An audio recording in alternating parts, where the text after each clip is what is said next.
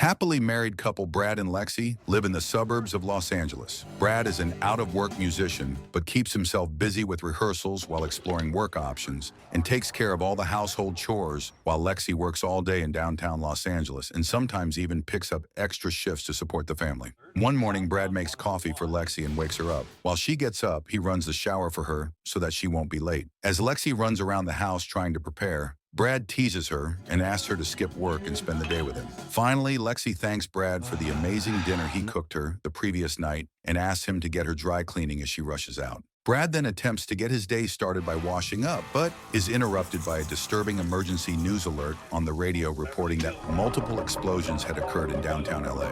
We interrupt your regular programming for a KDHP emergency news break. Overwhelmed and panicked by what he hears, Brad frantically calls Lexi but is unable to reach her. As Brad continues his efforts to contact his wife, the news reports that multiple other explosions continue to occur, targeting the LA commuter roads. Everything is falling right now. People are running through the streets. It's everywhere. Brad calls Lex's work and her cell phone, but fails to get through. Brad, now officially stressed out, searches for his old TV and plugs it in, hoping to find as much information as he can, but is disappointed to see that it's not working.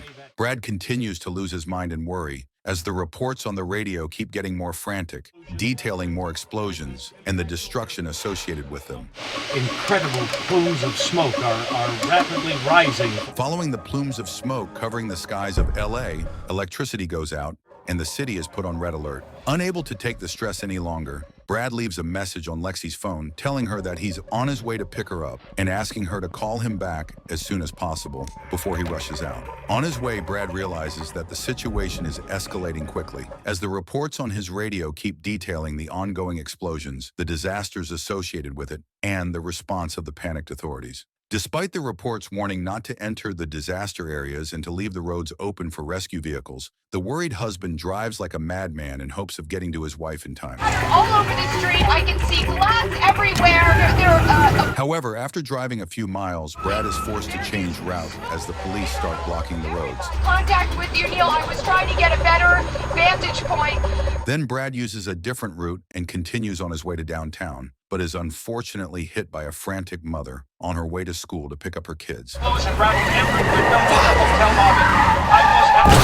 Undeterred by all these challenges and remaining focused on his wife, Brad continues to speed to downtown. Then Brad gets the shock of his life when he hears the reports detailing that the bombs are suspected to be chemical bombs that have released deadly toxins. Following this, the authorities officially advise the civilians to stay home and seal their houses. Brad grabs the necessary materials from the store and continues on his way. Brad spends the next few minutes trying to bypass the barricades put all around town and trying to ignore the chaos in the streets, which delays his mission of finding Lexi. Then Brad is forced to stop his car as the road is closed by police cars chasing a civilian's car, while telling the driver that he is contaminated and needs to be quarantined. One of the police officers in a hazmat suit unexpectedly approaches Brad and orders him to turn around and head home, as all of downtown is shut off to the public. Brad fails to convince the officer to let him through, and just as he proceeds to turn around, Brad sees the frightened civilian trying to escape and is shocked when, after multiple warnings, the officers shoot him dead. There'll be more information on the news telling you what to do. Understanding the gravity of the situation and running out of options, Brad starts to drive home, optimistically hoping that his wife might have somehow made it home. On his way, Brad finds a confused little boy named Timmy and encourages him to run to his home before driving off. Brad is disappointed to find no one home. Once the electricity is on, Brad returns home and continues to call his wife, but fails to get through. Brad loses his mind in utter worry and fear for his wife and starts to pace his house up and down trying to figure out what to do. Moments later, Brad is shocked to see a man named Alvaro walk into his house, asking if he can stay with him, as his employers next door are not home and he has no means of getting home. Recognizing the man, Brad allows him to stay. After a few minutes, Alvaro turns on the radio, listens to a Spanish news report, and starts to panic, to the confusion of Brad, who doesn't understand a word of it. Without detailing what he heard, Alvaro runs around the house, closing the doors and windows. I can't believe it. However, despite Alvaro's plea to seal the house and be prepared for the looming danger, Brad emotionally announces that no such precautions will be taken until his wife gets home. A few minutes later, it's reported that the explosives were in fact chemical, and all those within the vicinity of the explosion should be quarantined, while those in neutral zones should seal their houses as the toxins travel through the smoke. Area is considered part of an immediate red zone. Will soon be... Brad once again attempts to call Lexi, but can't get through then. Feeling cornered, he reluctantly seals all the house with Alvaro's help. Toxic ash! Rains from the sky! After finishing with this task, Brad takes a moment to think about what this means for his beloved wife. As Alvaro comforts him, Brad goes to the sealed windows and is devastated to see ash raining from the skies. She's safe. She'll be okay. Shortly after, a city official comes on the radio to explain the situation, and after detailing that the properties of the toxin are still being investigated and that all those quarantined will be provided with medications. She warns the civilians not to join their loved ones in quarantine and to refrain from making contact with anyone who has been in the blast zones. Brad processes everything that is happening together with the implications and breaks down, while Alvaro watches sympathetically. Medical needs of anyone contaminated. Refrain from contact. Elsewhere, Lexi regains consciousness. Lexi runs the whole way home, is relieved to see that Brad is there, and calls out to him as she runs to the door. Brad is happy to see his wife, rushes to the door, and watches her as she gasps for air and coughs from breathlessness. Then, as Lexi narrates the horrifying morning she had, Brad realizes that she has no idea about the chemical nature of the bombs and has a hard time telling her. Lexi has a hard time processing everything she hears and demands to be let into the house. So it's some kind of poison. I saw these cops. And you're just gonna leave me? Lexi goes around the house, tries to enter through the back door, and is disheartened to realize that it's sealed too. Lexi screams and begs to be let in, while telling Brad what she has been through. Brad has a really difficult time seeing his wife in this situation and summons all his strength to calm her down and stays on the opposite side of the door to keep her company. They gotta be sending fucking help. The couple spends the rest of the day talking on opposite sides of the back door, hoping to hear a positive update from the authorities on how to proceed. However, in the evening, it's announced on the news that the number of quarantine days for people affected might be as long as 10 days. Hearing this, Lexi, who is outside, alone, in the dark, freaks out completely and breaks the window in an attempt to enter. This leads to a confrontation between the couple in which Brad tries to stop Lexi from opening the door until Alvaro intervenes, calms them down, and tells them that emergency services will be there by morning to distribute medications. Brad cleans himself up while Alvaro reseals the window and Lexi tries to catch her breath. Brad returns to calmly explain the situation to Lexi, promises to do whatever it takes to help her, and tells her how much he loves her. Lexi calms down and spends the night outside while Brad continues to contact hospitals and emergency services all night, but fails to get through. In the morning, Lexi sneaks around the neighborhood and sees officers arrest and lock away a man suspected of being contaminated. Lexi relays what she saw to Brad, who advises her to stay close to the house and out of view. Then Brad makes the necessary arrangements and, to the relief of Lexi, allows her to enter their bedroom while he seals off the rest of the house. Then after learning about the gravity of the disease, Brad informs Lexi, who breaks down in fear. The U.S. Postal Service, because all the hospitals and rescue centers are overwhelmed. Then Lexi takes a call from her mom and emotionally tells her the situation. However, she interrupts this call when she sees Timmy wandering around in the streets and calls him over to her.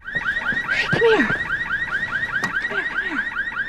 Meanwhile, inside the house, with the stress of everything getting to him, Brad lashes out at Alvaro. Driven by stress, the men argue over nothing until they realize the gravity and similarity of their situation. Then Brad meets Timmy, who explains that he has seen the explosion up close and that his parents are still at work. Brad then proceeds to make the necessary arrangements so that Lexi and Timmy can use the bathroom, but is interrupted by Alvaro, who suddenly informs him that, despite being quite dangerous, he has decided to go home. Brad apologizes for his earlier behavior and asks him to stay, to no avail.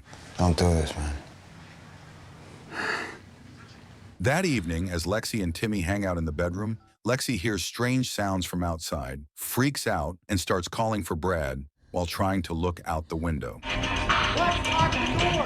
Lock the door! You see anyone? After a terrifying few minutes, a man comes up to the bedroom and reveals himself to be Lexi's friend, Rick. Someone's out there! Lock the doors! After sharing that he has been exposed, Rick informs her that there is a Navy medical ship docking in the nearest bay and asks her to join him. Brad is totally against this idea and begs Lexi to stay home, but she decides to join Rick and take Timmy with her, as she feels like this is their only chance of survival. That night, Brad is visited by a man in a hazmat suit named Corporal Marshall, who talks to him through the door, while other officers surround the house. Do you have any children? No. Do you have any pets? No. The corporal asks Brad a series of questions about his wife's location and status, whether he had contact with her, if he has any pets, and how well his house is sealed. Then, after hearing Lexi had broken a window, the corporal goes to the back door and forces the reluctant Brad to collect the ash that got through the broken window, bag it, and hand them through a small opening so that they can analyze it. Then the officers put a red tag on the house. Then Brad is shocked to find officers inside his house, inspecting the interior without his knowledge, and throws them out. Then get the f*** out of my house, okay? Moments later, Lexi returns to the house and reports that the physicians took Timmy to give him some meds, and details that she had escaped when the officers took Rick away. As her cough gets worse, Brad advises Lexi to get into the bedroom and rest, but she refuses, saying the fresh air makes her feel better. Then as she goes to the back door, Lexi is shocked to see dead birds all over the backyard. Lexi then spends some time listening to the messages on her phone from her loved ones and cries as she hears how worried they are about her and how much they care for her. Then she calls her brother Jason and bids him farewell. I said I better go, okay? What? Don't. I'm tired now. Then Lexi goes to spend some time with Brad by the back door. The couple once again sit by opposite sides of the door to talk about their life and how much they love each other. They fondly look back on the day they met, and Brad tells Lexi that she's the reason he wakes up every morning. Lexi's symptoms get worse as the night goes on, and she starts to cough out blood, which breaks Brad's heart. All of a sudden, the officers in the hazmat suits return and snatch Lexi away while they lock Brad inside. Lexi screams at the top of her lungs while Brad tries to open the door and help her. Baby, don't fight them! Don't you fucking touch them! In a twisted turn of events, the officer returns to the door and informs Brad that he had saved his wife's life by keeping her outside and exposing her to fresh air, and proceeds to inform him that the sealed house had incubated the virus and created the perfect breeding ground for it, which makes the air in the house deadly and Brad a deadly carrier. Before Brad can process this, the officers go around the house sealing it with wood and securing a pipeline to pump toxic gas in the name of destroying the virus while he is still inside. Fighting with the toxic gas, Brad tries everything he can to escape, but he is no match for the group of officers who work quickly to completely seal the house. After trying his hardest, Brad manages to break through one of the woods, but he couldn't make it through the tarp covering the house. As Brad then screams for his life from inside the tarp, Lexi desperately begs the officers to help him from outside, to no avail. Sadly, an officer knocks Brad out, pumps a lethal amount of gas inside, and kills him, while the nurses tend to the grieving Lexi.